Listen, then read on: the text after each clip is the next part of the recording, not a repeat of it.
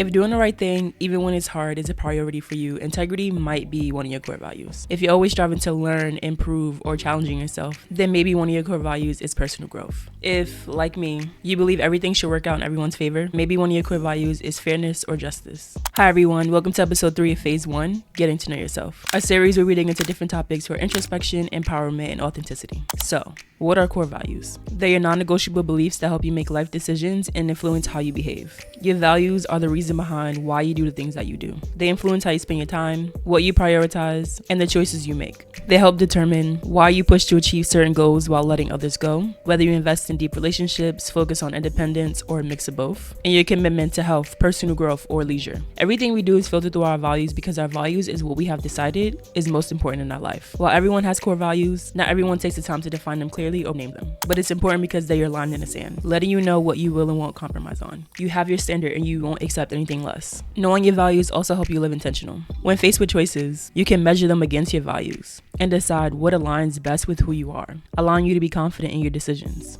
Before we dive into the 5 steps, I want to mention a hierarchy of values. I saw another creator mention this, and simply put, not all values hold the same weight. Some are higher in our personal hierarchy, meaning they influence our actions more than others. For example, if someone says their core value is health, but they consistently prioritize comfort, like watching TV or ordering out, their actions show that comfort might actually be a higher value than health. I'll tag her video and other videos that I watched down below. The list of values is long. There's honesty, connection, communication, love, adventure, compassion, power, purpose, teamwork, and so much more. And you will resonate with a lot of them. But your actions, not just your words, reveal your true core values. And with this in mind, don't feel bad or think you should have a value like kindness at the top of your list. Of course, you prioritize and value being a good person, but that doesn't mean that it's in your top 5. Now let's figure out your core values. Grab a pen and a paper or your notes app and let's figure out your top 3 to 5 core values together. The first thing you want to do is get an initial sense of what values resonate with you. On the screen and in the show notes and description is a list of values like freedom, honesty, growth, and compassion. As you skim through the list, pick as many values that resonate with you.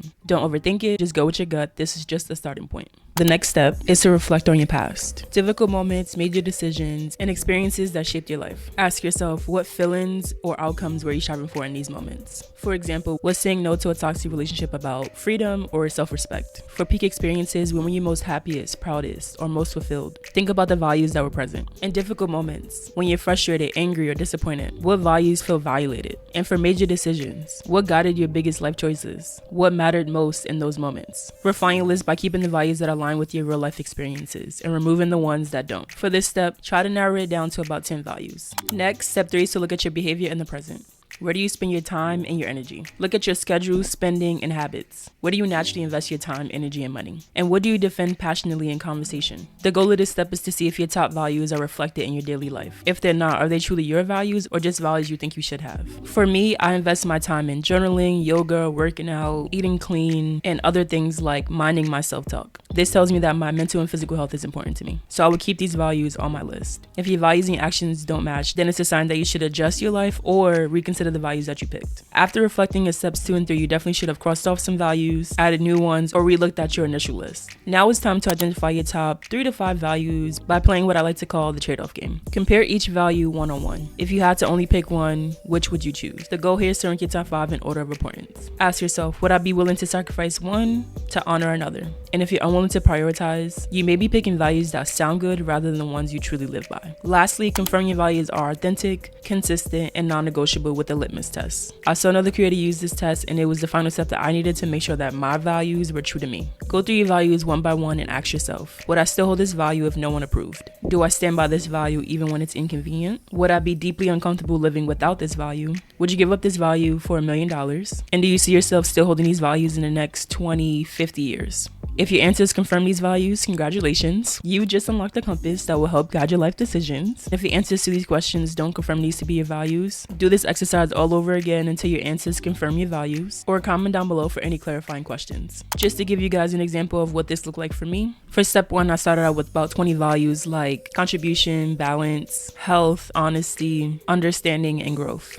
But in step 2, when I reflected on the past, I was able to remove values like balance and understanding. In step 3, when I looked at my present life, my habits and routines show me that mental and physical health are in my top 5. I focus a lot of my time and energy here. By the time I got to step 4, I had about 7 values left, and playing the trade-off game was not fun. Like, trying to rank them by importance is crazy. But I was able to narrow it down to 5 and rank them. Lastly, I was able to test them out one by one with the litmus test and confirm that they were my top 5 values. If you weren't able to figure out yours right now, that's okay. Feel free to ask any questions you have. Cool.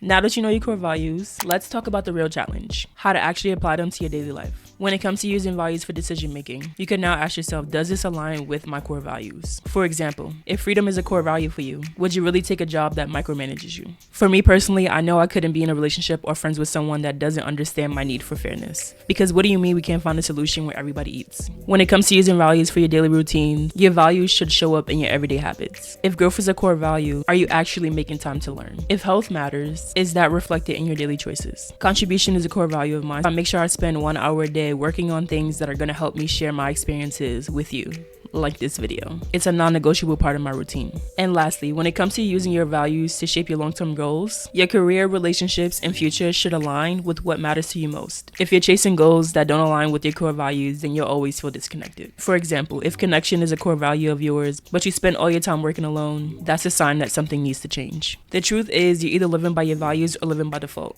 When you define and name your values and start living by them, you stop letting life just happen to you. You take control. Now let me see what you got. Drop your top 3 to 5 core values in the comments or any questions you have. If you found this video helpful, hit like and subscribe and follow on your favorite audio platform so you don't miss the next episode.